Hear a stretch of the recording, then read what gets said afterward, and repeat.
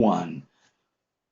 All right, YouTube, it is Mr. Mean coming at you this Sunday morning. I don't even know what day it is. It is August the 23rd, 2020. I hope everyone is having a lovely morning. This will get posted later today, first thing Monday morning. On the channel here with me, I've got Cosmic Flux. He is a Patreon subscriber. Cosmic, tell us a little bit about yourself, sir.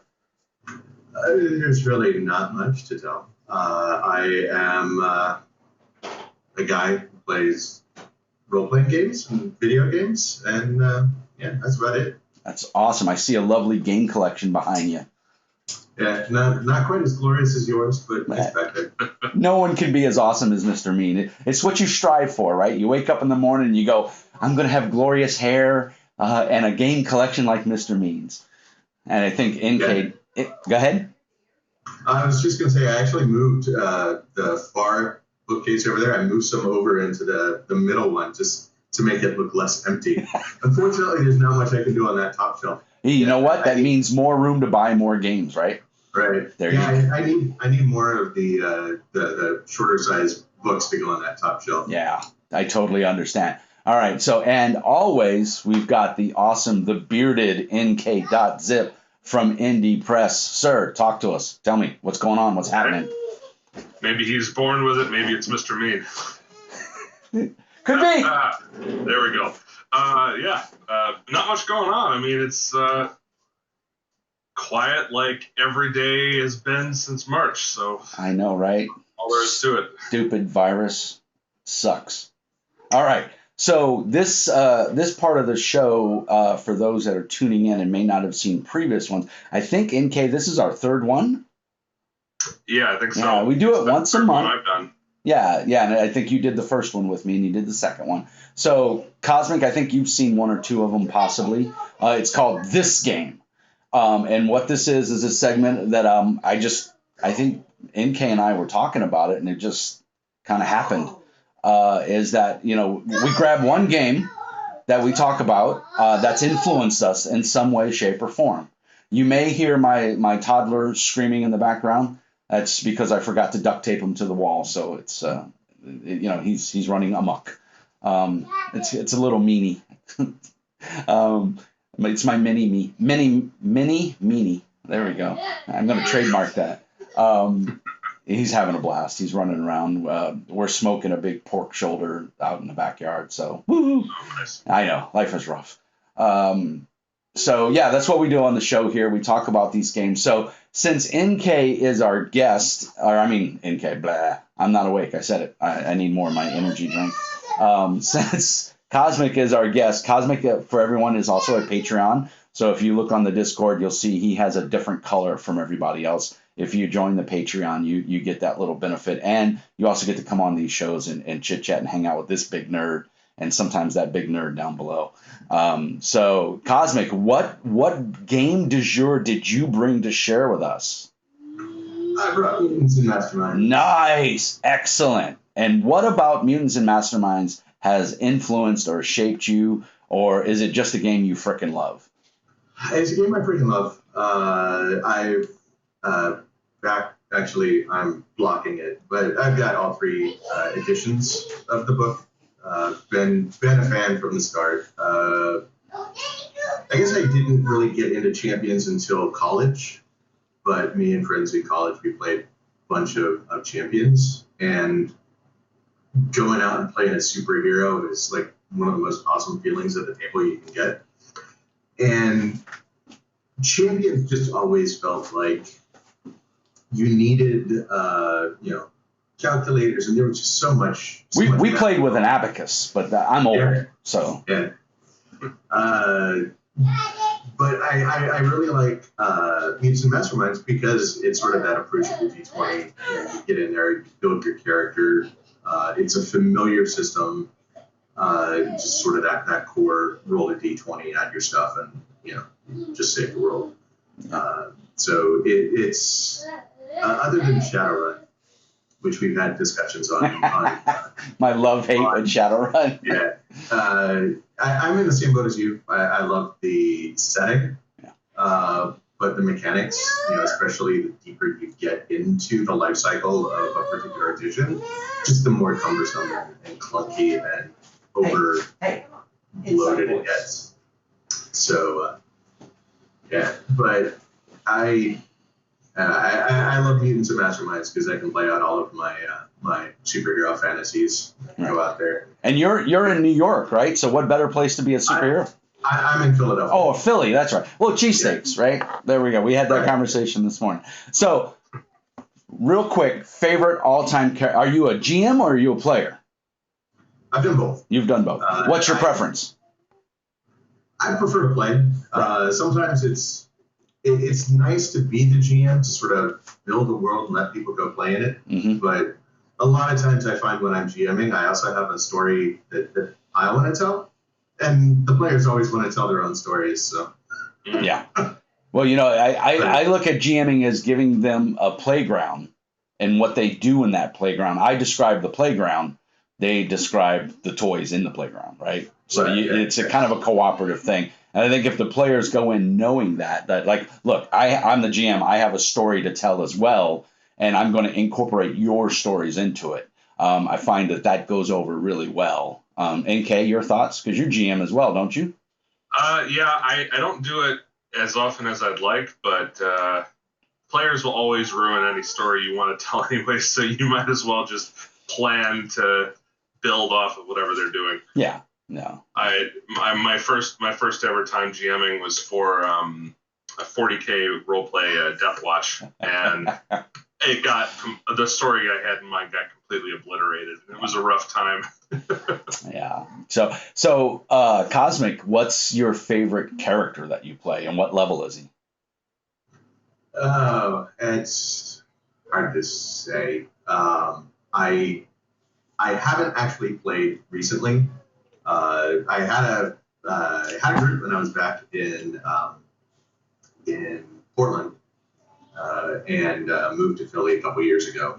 So pretty much everything for me has been running like play-by-post games, right? Because I have no friends. Well, I know that feeling. Yeah, I don't know. I seem to always come back to trying to build some sort of Spider-Man clone. Nice. Because Spider-Man is sort of that fun character, and sort of that mental image of just do the web swinging through downtown of some sort of metropolis, just that freedom, and then all of a sudden the bad stuff happens. Right. And you're swinging through the buildings. And it's fun. Feel free to curse on this channel. We are an adult channel, so you can say fuck all you want. Fuck yeah. There you go. For me, Mutants and Masterminds, it's the same thing. I've been a GM. I've played a couple of times. I've enjoyed it on both sides of the screen. I have my favorite character is a PL10 called Seismic, Syzmik. And my good friend Brian Eiskoff ran it a couple times, and I got to play him. That's just fond memories. And of course, it's the D20 system, so the basics. Everybody knows how to roll it. Most everybody's played that game. That D end. Well, that it's got demigods in it or something like that. Everybody's played that game. So yeah, you're right. The mechanics are somewhat fun. They're different. It's a one die roll game. You're not rolling damage dice and everything like that, and you're just trying to hit a certain target number, and then you subtract their defenses, and that's the damage they take, and you move forward. And it's a great game. Green Ronin. I've been corrected by Chris Primus and Nicole Lindros several times, and I'm like, look, I'm from Brooklyn. You're lucky I fucking walk upright, okay? So I know Chris. They paid for me to go to Gen Con back in, I think, 96 or 97. The full yard, the full Monty. They gave me a hotel. They gave me food money. And then it was funny because I was running Mutants and Masterminds for them at Gen Con. And the con was over, and everybody had been kicked out. Only people that had exhibitor badges, which is what I had. And I come in there, and I've got my little backpack, right? I'm total nerd out. I got my Eminem books in there. I'm excited. My luggage is packed because I'm going to take a taxi back to the airport. And I remember Chris goes, thanks for running everything. We heard good reports. Awesome. Anything you want. And I was like, well, I could go for that, Book of the Righteous or whatever. And he's like, okay. So I took it, and then he starts just throwing books on the shelf. So like and that was back in the days of the 3.5 glut. So my back, I literally broke the straps on my backpack. It was so full. It was like this wide, and like they almost wouldn't let me take it on the airplane. I was like, I'll stow it under my seat. I had to take some books out and put them in the seat in front of me, the little cubby hole, put them in there, and then slide my backpack underneath my seat because there was no room in the cubby up above me. And yeah, they just load, and I still have those books to this day.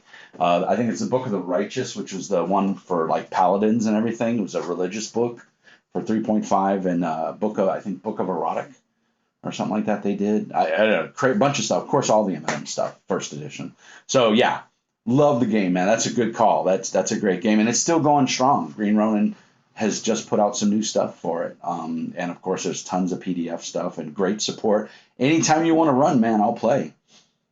That's awesome. Yeah, or I'll run, and we get a couple players.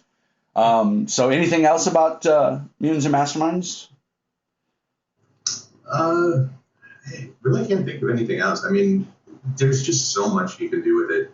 Right. The system is so flexible, to where you could do, high fantasy, you could do, Star Wars, Right. Yeah, you can play anything you want. Yeah, and they've got a couple. They came out with the books for the dark superheroes. I forgot the setting. It was real big in second edition. I don't know if they've converted to third edition, but then they've got the occult book. They had the fantasy book there for which I think was also second edition. Third edition is a little slim on books. I've got a couple of them. They also they got the license with DC for a while. So they came out with the 3 DC books, which, it's pretty awesome. I have those. Cool. All right. Well, we're going to turn it over to NK. What RPG du jour do you have for us today, sir? Before I get to that, I would totally be playing a Spider-Man clone as well. Right. I got to do it. I grew up watching the cartoon, and he's like the perfect mix of everything I want in a superhero. So I'm with you there. So my game today is, I think it's more conventional in terms of the games I've picked so far, but it's very near and dear to my heart. It's the Dresden Files RPG. I almost called you out on it. I said, I bet you're going to pick Dresden Files because we talked about it.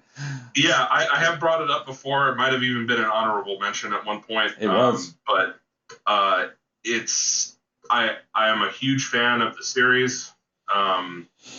And getting the opportunity to play inside the world that Jim Butcher has built is incredible. And this version of Fate in here is so perfect for playing in this kind of world. Very free form, very easy to pick up.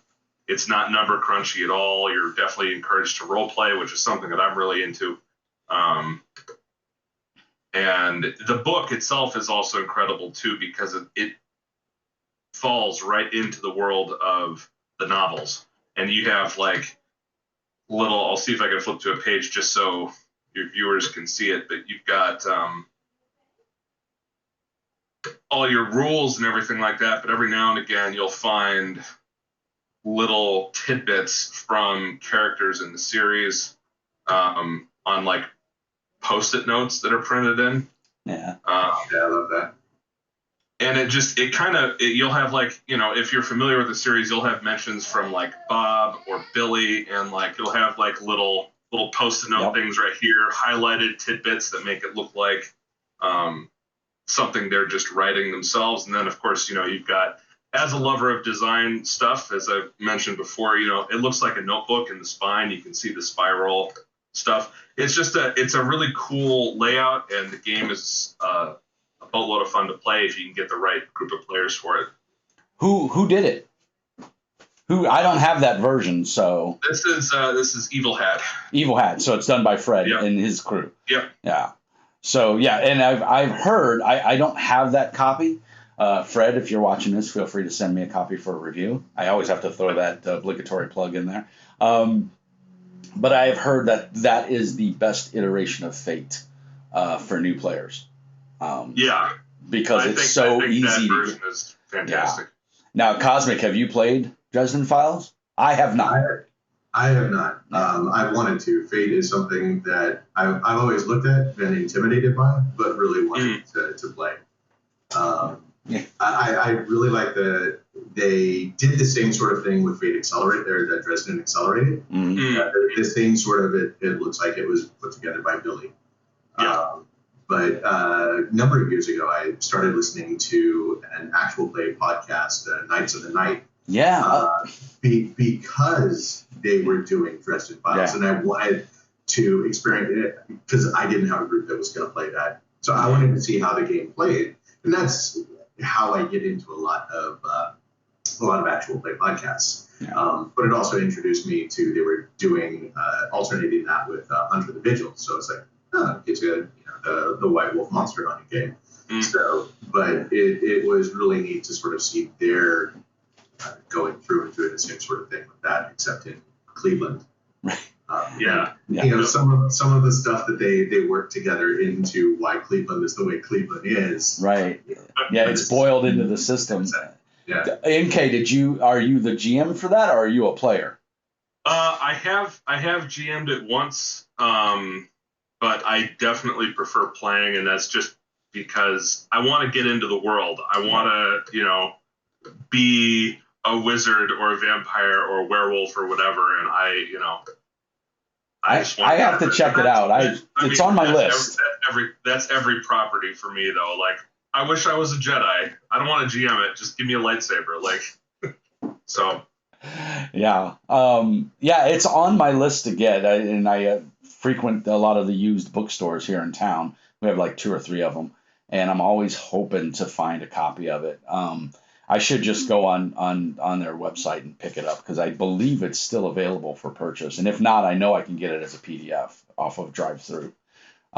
Yeah. So one way or the other, I know I can get a copy. It's just a matter of doing it. And it's not like I don't have enough to worry about, so. Yeah, it looks like you have a little space up there on the. Do I? Oh, that's Pathfinder. I run a home Pathfinder 2nd edition game, so all those books you can't see it, but they're all down here stacked up. And in fact, I have more books than that room will fit. And my internal shame of Starfinder and buying those. If you want to send them this way, I've got some room. Well, one of the things we're doing on the channel now is a lot of times I will upgrade a game, or if a publisher sends me a copy, hint, NK, they send me an extra copy. What I'll do is do a raffle for all my Patreons, and then they'll get a copy. And one of my listeners pointed that out a couple of weeks ago when I did the Alteus review, because my copy was damaged. The pages, the very front. NK, what do they call that first white blank page? What is it called? It has a name. Sometimes called a flyleaf. Flyleaf. That part was just not glued in, and the book wasn't stitch sewn. For those that don't know, Drive-Thru RPG doesn't stitch sewn their bindings. They use a printing. Oh, no. Yeah, so they just glue everything in. So, you got a 400 and something page book that's glued in. You live somewhere like Arizona, New Mexico, where it's very dry. That book's going to last you maybe 2 or 3 years, and then the pages are going to fall out, which is really a shame, because Drive-Thru does a great job on everything else. But anyway, no harm, no foul. I reached out to them. They totally said we're putting a new one in the mail. I haven't received it yet. I don't even know where it's at. In fact, I need to read. I just had a bunch of packages stolen off my porch. So yeah, I got some really cool t-shirts for my wife. She likes to geeky. My wife is a scientist. So yeah, she does all kinds of like cancer research and stuff. So I got her some cool t-shirts and stuff for her, and from China, and they never showed up, and we started. Anyway, long story short, the shit got stolen. So the porch pirates. And I thought about buying a camera, and I'm like, well, the cops don't take it seriously. They have better things to do. And, and of course they say, oh, you got to report it to the cops. And I'm like, yeah, okay, fine. Yeah, sure.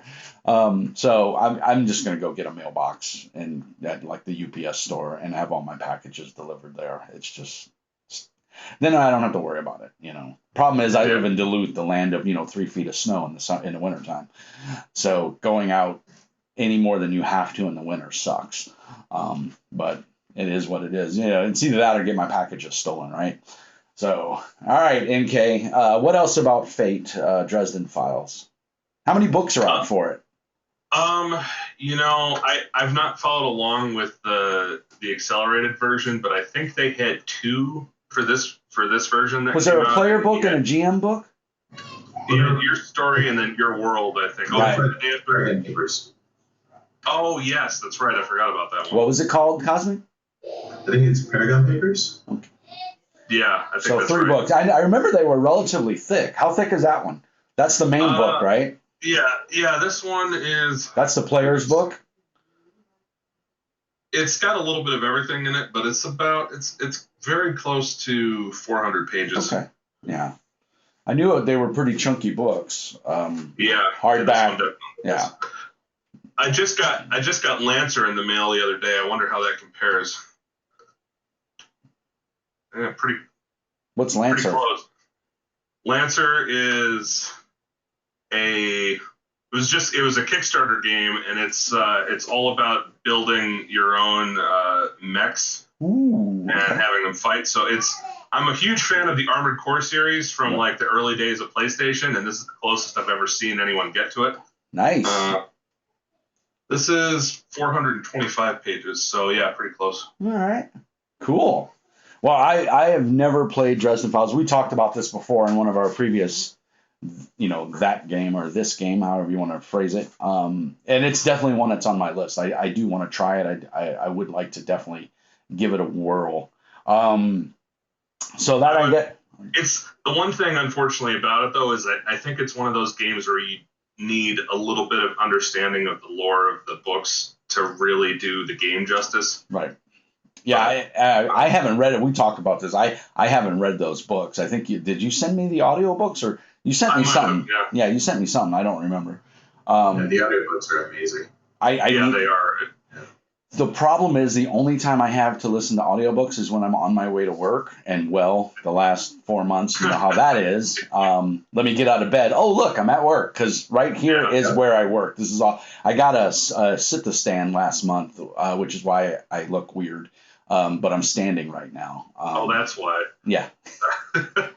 Oh, look, I brought you something. Yeah. But I love to sit-to-stand. You get to be an older guy. You got a little cushion on you. Sitting for 8 hours a day in a chair starts to hurt your back. And so I did go out and buy a new office chair. So I'm able to fluctuate. And I will say for anybody, or it's just good for your posture and everything as well, is to get yourself, this was $380 at Office Max. And if you're a first time person going to Office Max, shameless plug for Office Max, but they give you like a 15% off or 30% off coupon or something the first time. So I went and bought this and got I think it was 15%. So that's a couple bucks, right? So, and I wouldn't trade it for the world. I love this thing and it's big enough. I got my 2 monitors. I have 2 24-inch monitors, and it, it's on my regular desk. So I highly recommend it if you have back problems. And then I bought a nice ergo chair, which was relatively cheap, all things considered. So yeah, the office setup. But before that, the problem is I live less than 0.2 miles away from my work. So by the time I turn the audiobook on, I would be turning it off to get out of my car to go to my office.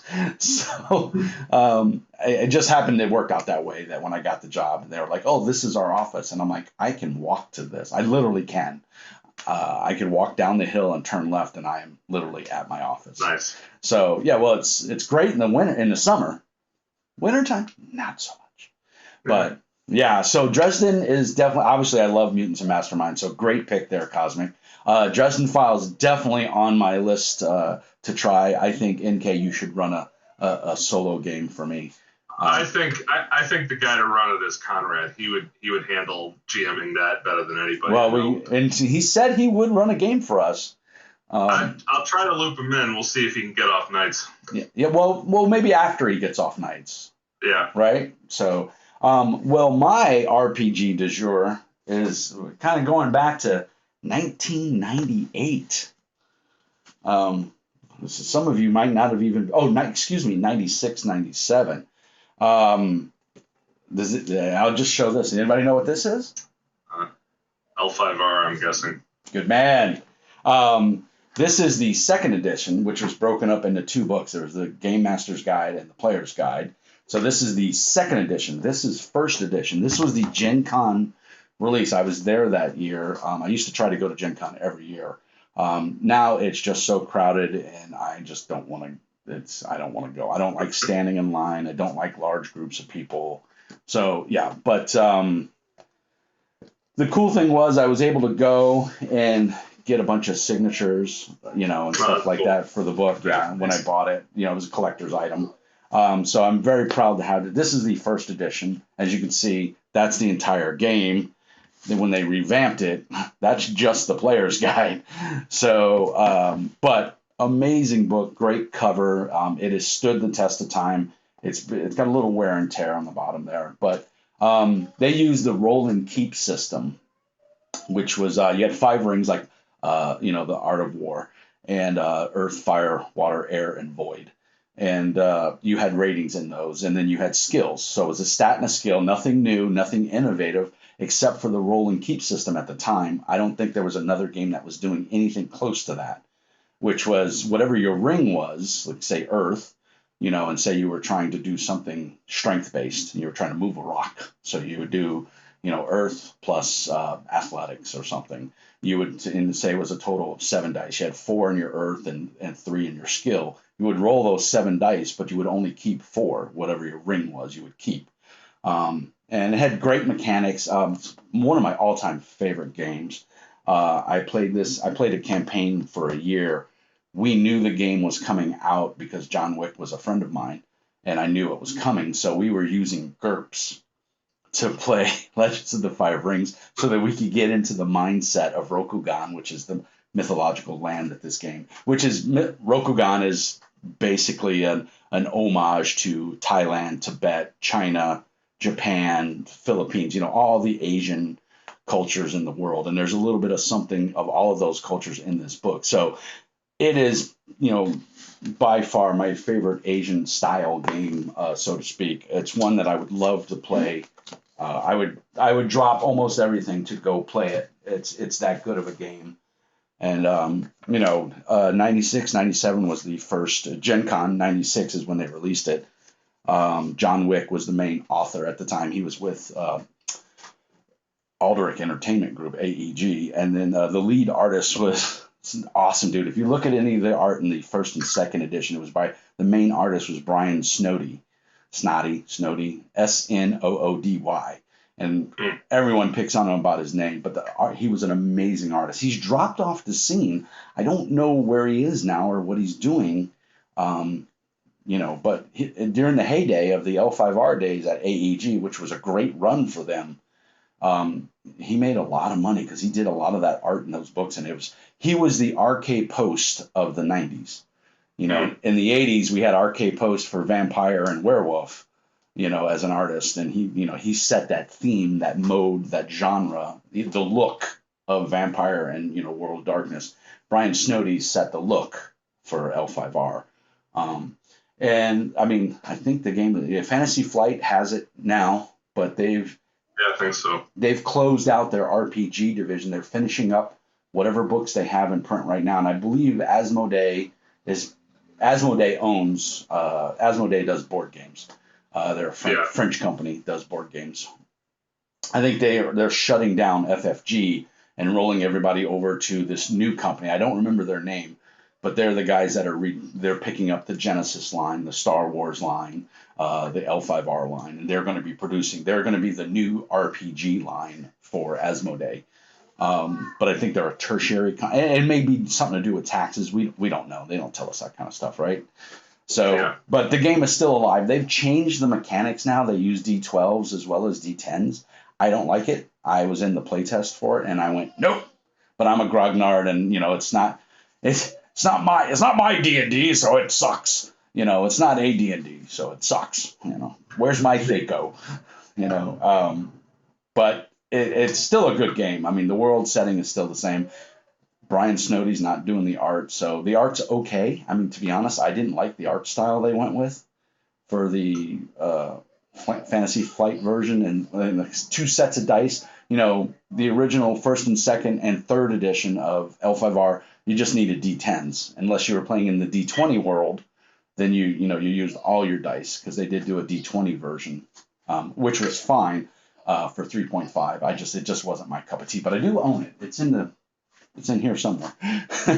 So that's my game du jour. Played it for years, GM'd it many, many times. Love it. It's a really interesting world because it's not a real world. You know, like Dresden Files is kind of a real world, real world setting. Mutants and Masterminds, kind of a real world setting because it's superheroes in the modern day. So, you have your New York, you have your, unless you're doing a cosmic, setting, on a different planet, which you can totally do with Mutants and Masterminds. But Dresden Files set in Manhattan or Chicago or something? Chicago, yeah. So, but L5R, totally made up world. So you can do anything, right? There's no right or wrong.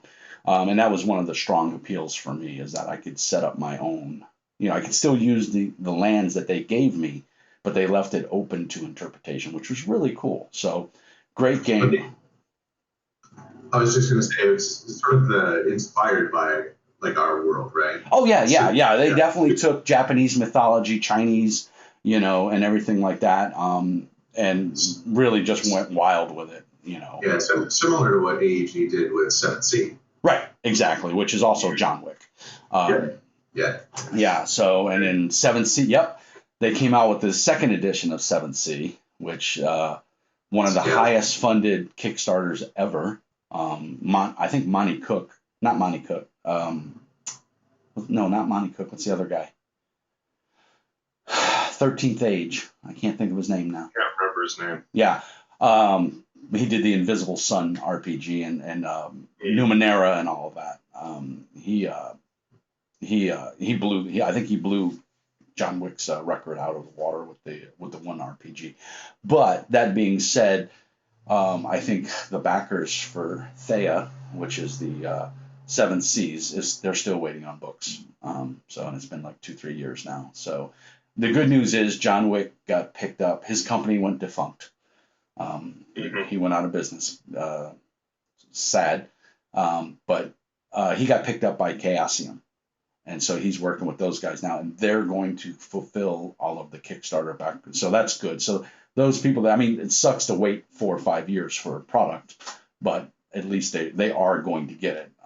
And John used to be my roommate, little known fact. John Wick was my roommate in Arizona, and man, that guy can type.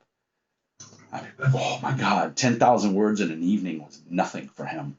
And I remember I was still a cop at the time in Arizona, I had just gotten my first second IT job or something like that, and he kept me up all night because his room, I had a big house in Arizona, and he was in the room across from the master bedroom. And all I heard all night was, tap, tap, tap, tap, tap, tap, tap on the keyboards. And I woke up the next morning and he was getting ready for work. And I was like, when I come home from work today, I better see a quiet keyboard empty box on the counter. Because if I hear your keyboard tonight, I'm going to wrap it around your neck.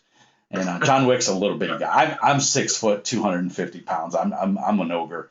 And he, sure enough, that day I came home from work, and right there was a Microsoft Quiet keyboard. And no more problems after that. Man, he was up all night because he would close his door. He was a very respectful roommate. He was a nice guy.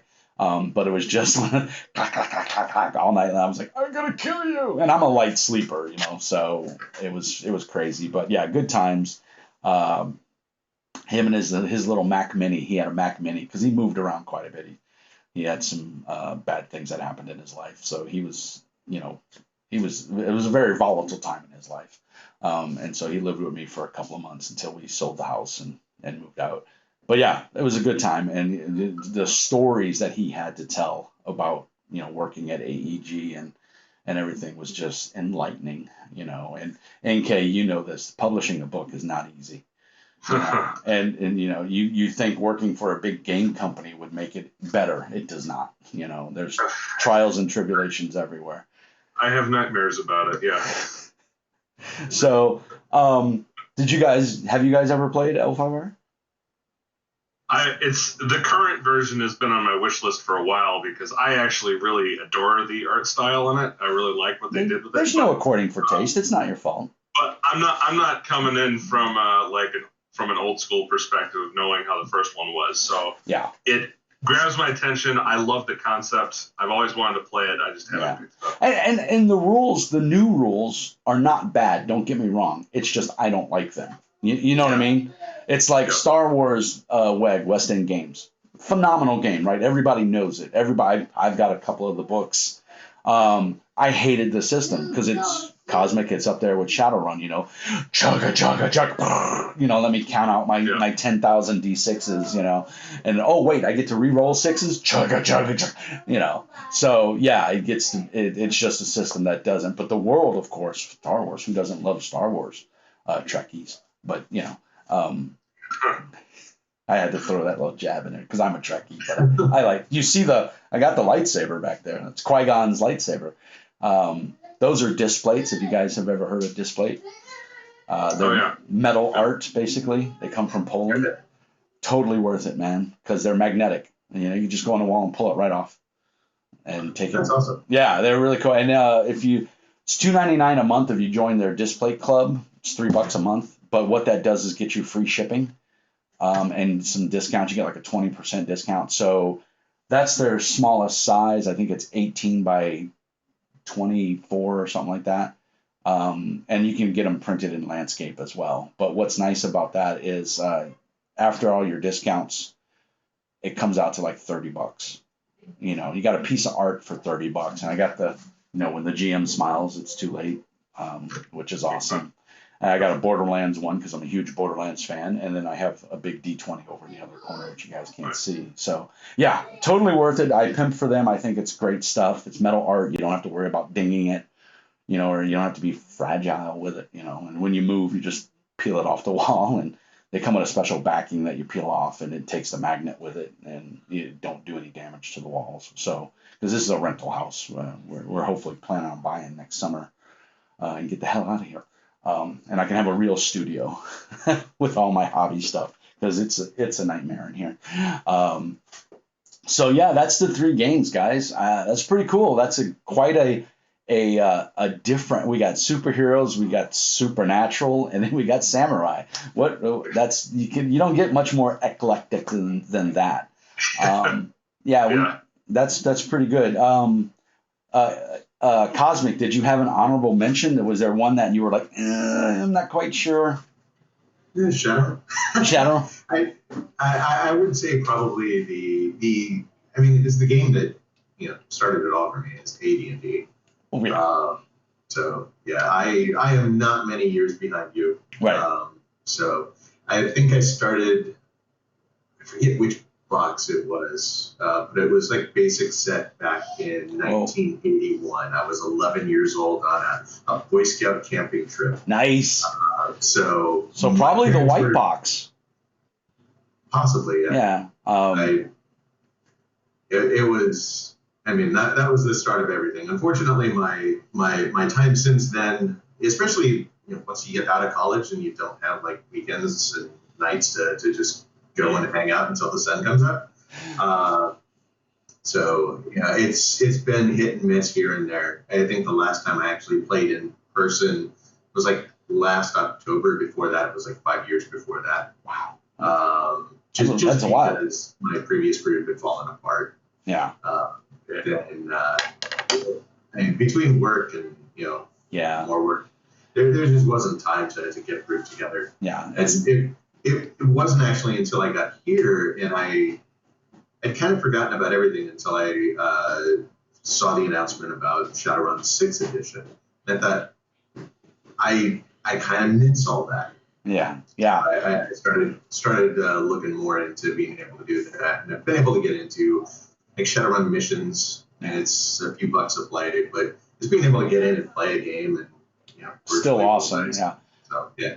Yeah. I started. I was a problem kid back in Brooklyn.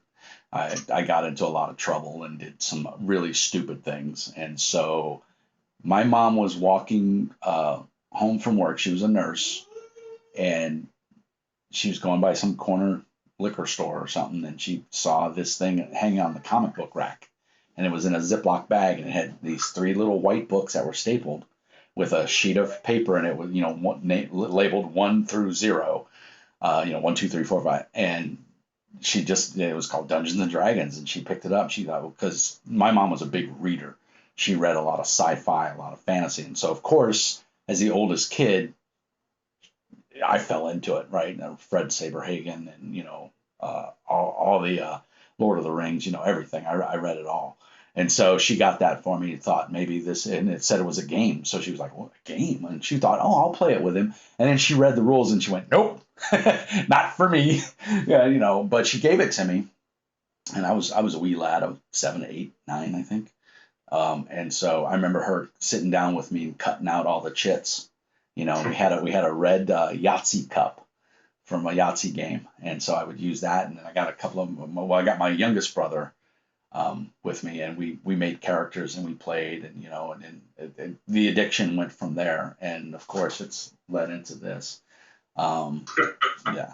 So, and I've lost a lot too over the years of moving, but the age old adage, that I always like to throw out there is when we were young, we had all the time in the world, but no money, right? We couldn't afford, we'd go to the game store or the local comic book store, because there were no game stores when I was a kid. It was the local liquor store on the corner had a shelf of comics, and there just might be an AD&D book or a D&D book on the shelf there, maybe if you were lucky. Um, and we didn't have the money, right? My mom was a single mom; she couldn't afford a $18 book back then.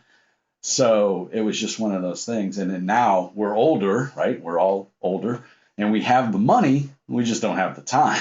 I'm raising a 3-year-old. I'm 53 years old with a 3-year-old running around the house. So yeah, my day, I have to spend my time wisely. And also on top of that, I do computer games, and then I do the freaking YouTube channel, which, believe it or not, takes up a lot of time. But it's fun, and it's part of what I do. I mean, we're up to almost I think 740 subscribers. I don't even know.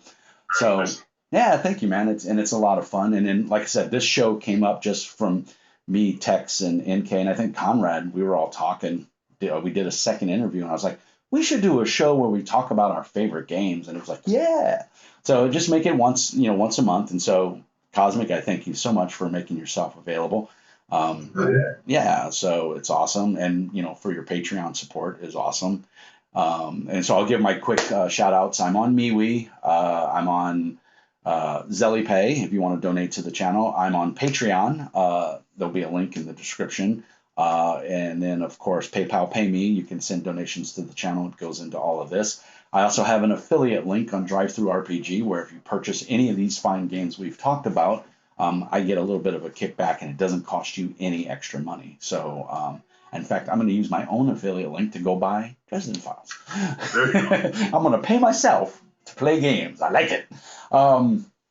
So yeah, NK, let's go with you first, so we close this out. What's hip? What's happening? What's going on? Where are you going to be next? What are you doing?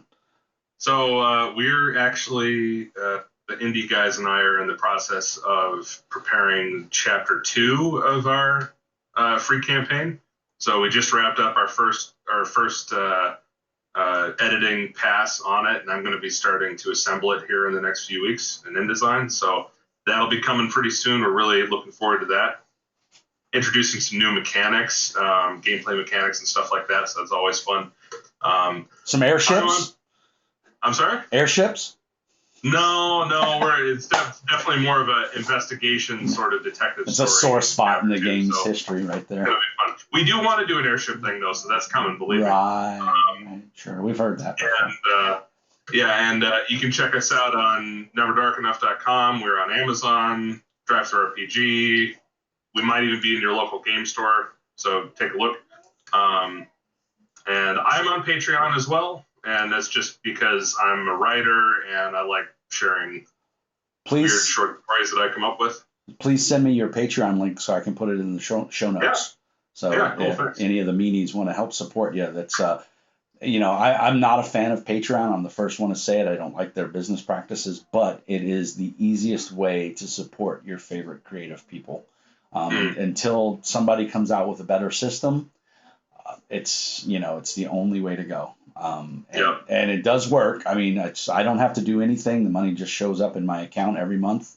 I mean, I have a whopping 2 Patreon subscribers right now, but hey, that's after they take their cut, I get like $8.50 out of the 2 because it's $5 a month, right, Cosmic?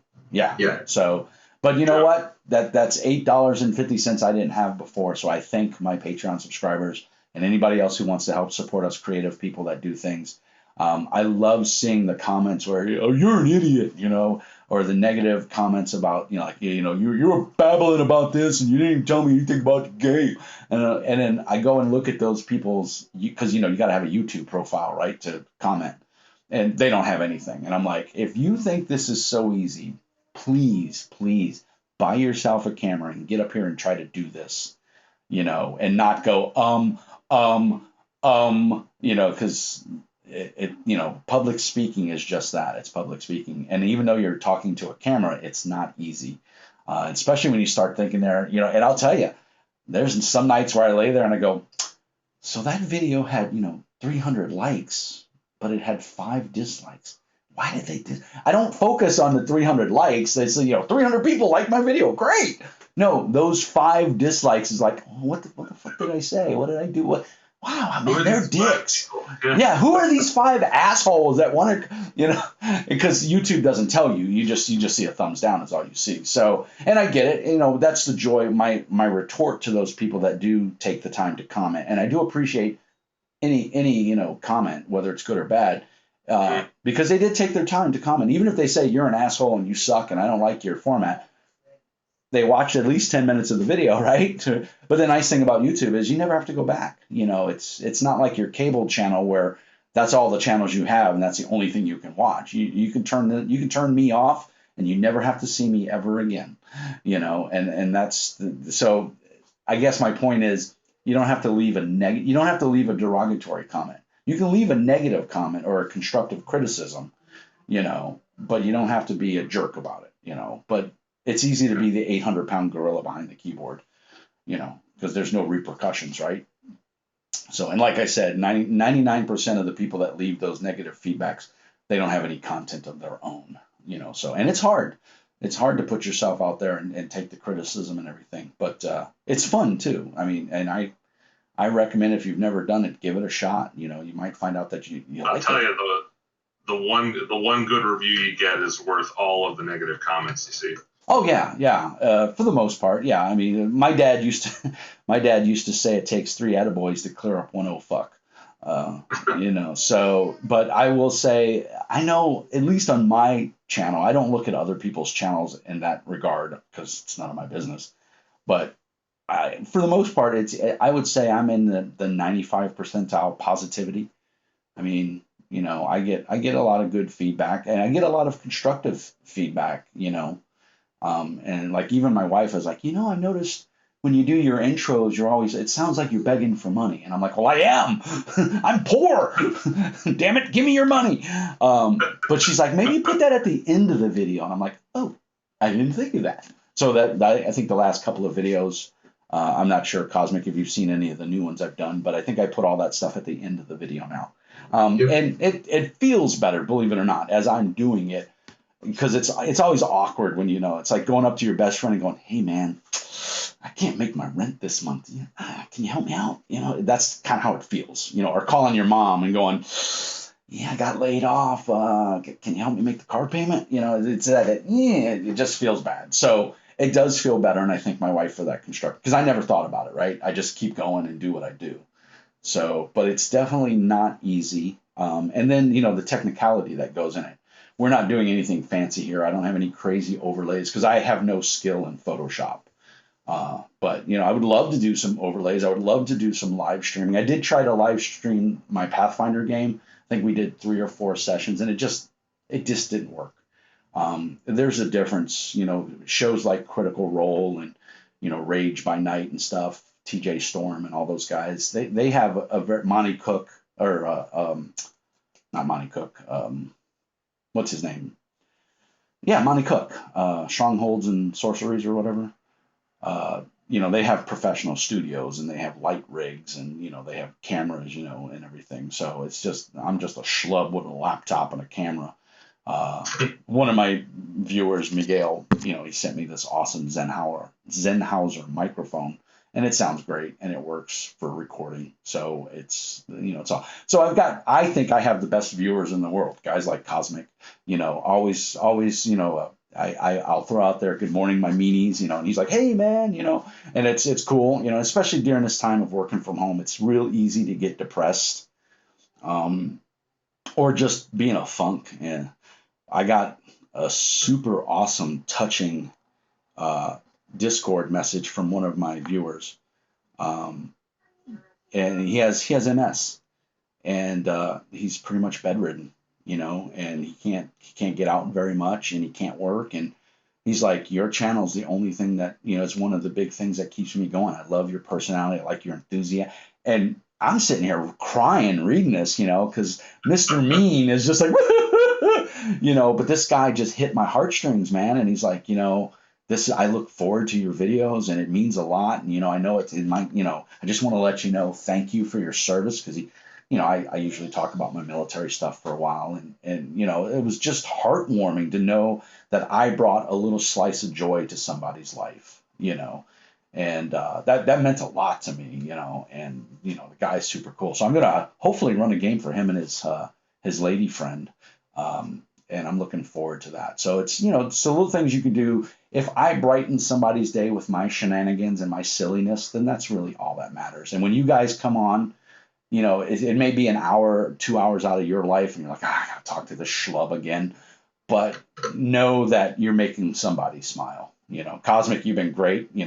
Great insight and willingness to. I mean, I just hit him up yesterday after I talked to you, NK. I'm like, are you free tomorrow? He's like, yeah, sure, Sunday morning, yeah. So thank you, man. It means a lot. It allows me to put out some content and get some views, and maybe more people now know about Mutants and Masterminds, and more people know about Dresden Files, or Legends of the Five Rings.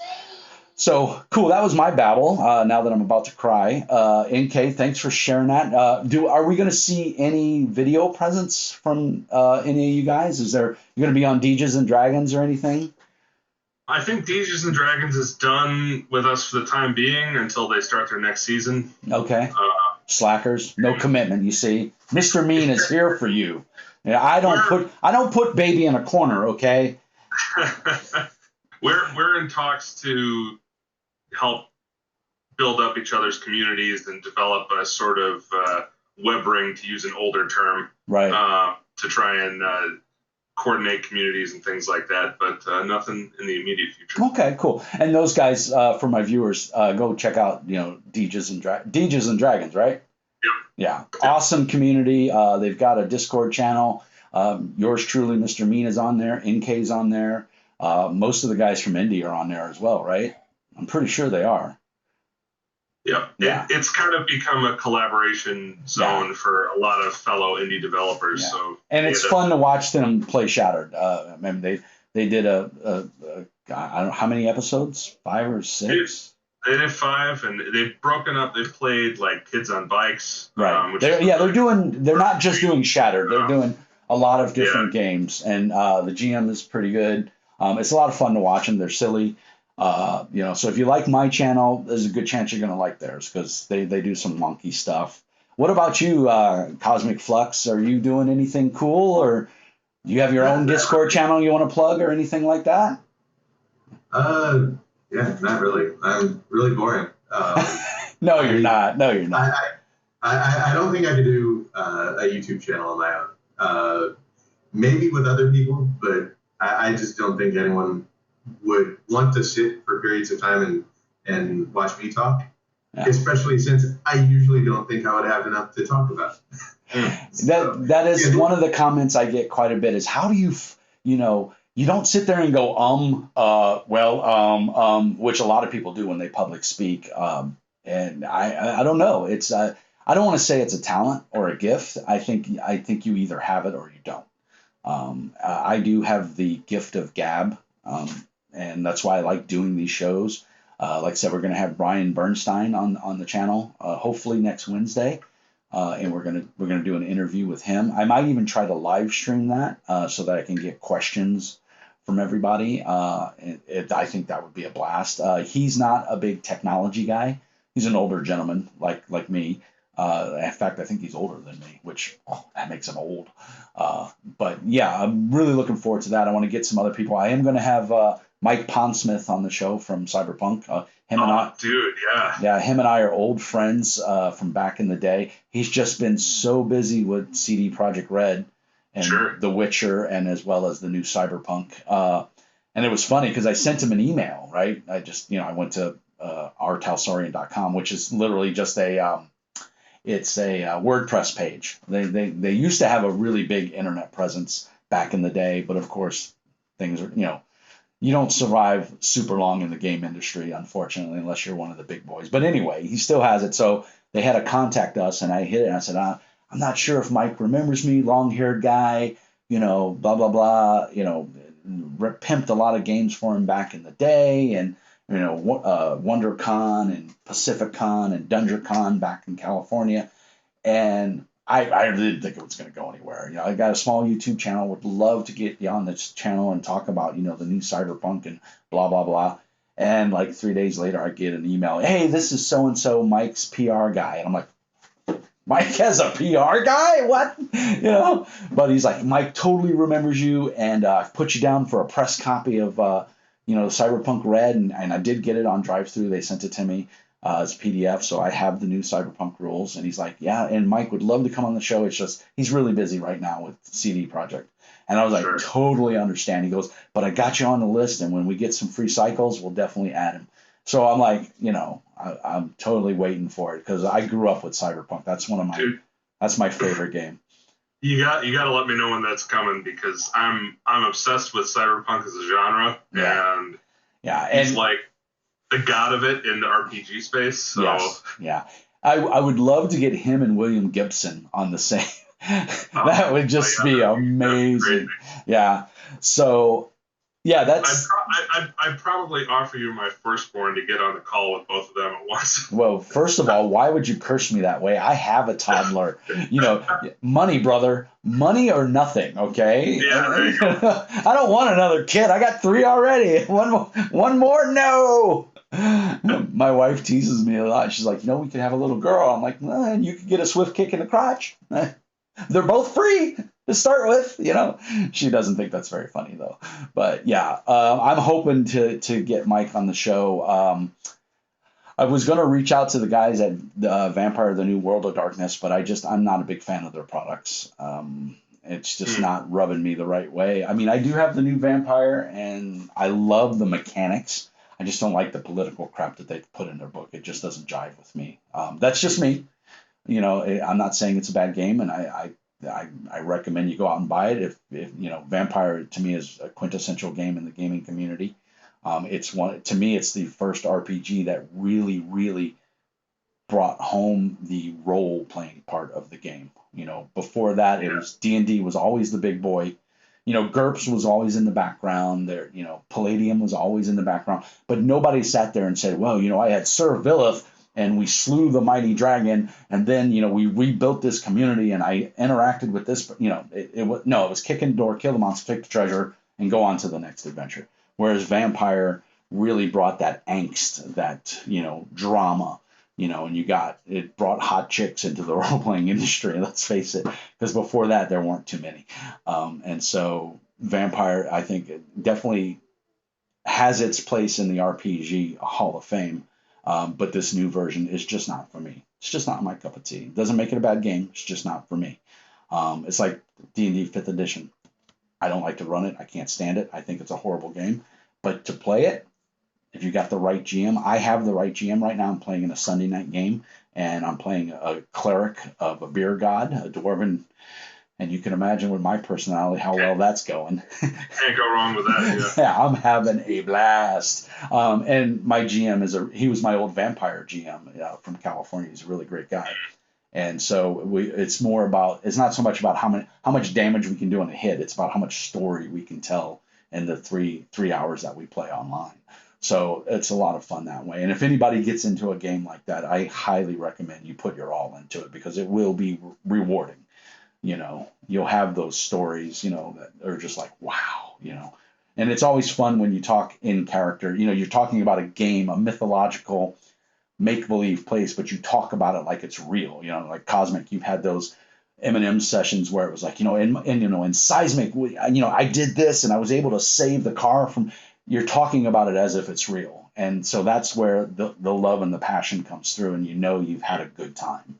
And that's a book. Reading a book can never give you that. I don't care how well written the book is, you'll never have that experience. But if you have a great GM and a great group of players, and you're synergizing and the story's flowing, those are memories that you'll take to your death. It's a great time. So I really, really enjoy that. So we got to get Conrad to run Dresden Files for me and Cosmic and you. And we'll do it. We'll do a Discord channel. Maybe I'll even record it just to put pressure on him. Yeah, there you go. Yeah, that'll make him want to do it, right? Yeah, right. Yeah. So, all right, guys. So, Cosmic, man, thank you so much for joining us and spending this, a little bit over an hour of your time with us. We really appreciate it, sir. Again, thank you so much for being a Patreon subscriber. It means a lot. NK, as always, sir, you are dope and awesome, and you do great work, and I can't wait to see more stuff. And we'll do this again in a month. Cosmic, I may reach out to you again sometime in the future. Hopefully you're down for it. And definitely, then I'll definitely make sure that my Discord is the best place to go to get information. There'll be links down in the doobly-doo, as Matt Coville says. That's the name I was thinking of, Matt Coville. He always liked to say the doobly-doo down below. We'll put notes down in there to where we can all be reached. NK, you're going to send me your Patreon link. Oh, yeah. All right.